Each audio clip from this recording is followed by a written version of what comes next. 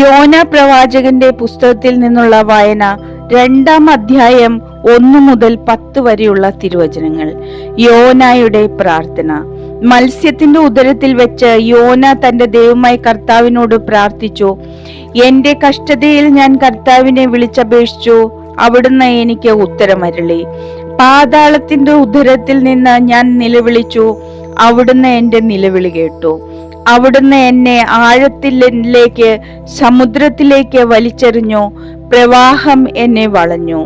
അങ്ങയുടെ തിരമാലകൾ എന്റെ മുകളിലൂടെ കടന്നുപോയി. അപ്പോൾ ഞാൻ പറഞ്ഞു, അങ്ങയുടെ സന്നിധിയിൽ നിന്ന് ഞാൻ നിഷ്കാസിതനായിരിക്കുന്നു.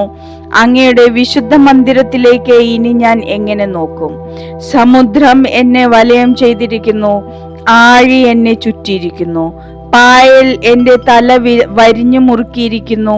പർവ്വതങ്ങൾ വേര് പാകിയിരിക്കുന്ന സമുദ്രത്തിന്റെ അടിത്തട്ടിലേക്ക് ഞാൻ ഇറങ്ങിച്ചെന്നു.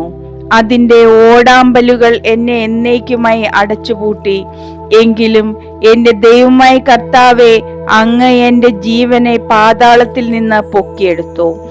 എന്റെ ജീവൻ മരവിച്ചപ്പോൾ ഞാൻ കർത്താവിനെ ഓർത്തു. എന്റെ പ്രാർത്ഥന അങ്ങയുടെ അടുക്കൽ, അങ്ങയുടെ വിശുദ്ധ മന്ദിരത്തിലെത്തി. വ്യർത്ഥ വിഗ്രഹങ്ങളെ പൂജിക്കുന്നവർ തങ്ങളുടെ വിശ്വസ്തത വെടിയുന്നു. എന്നാൽ ഞാൻ കൃതജ്ഞതാസ്തോത്രങ്ങൾ ആലപിച്ച് അങ്ങേക്ക് ബലി അർപ്പിക്കും. ഞാൻ എന്റെ നേർച്ചകൾ നിറവേറ്റും. കർത്താവിൽ നിന്നാണ് രക്ഷ. കർത്താവ് മത്സ്യത്തോട് കൽപ്പിച്ചു, അത് യോനായെ കരയിലേക്ക് ഛർദ്ദിച്ചിട്ടു.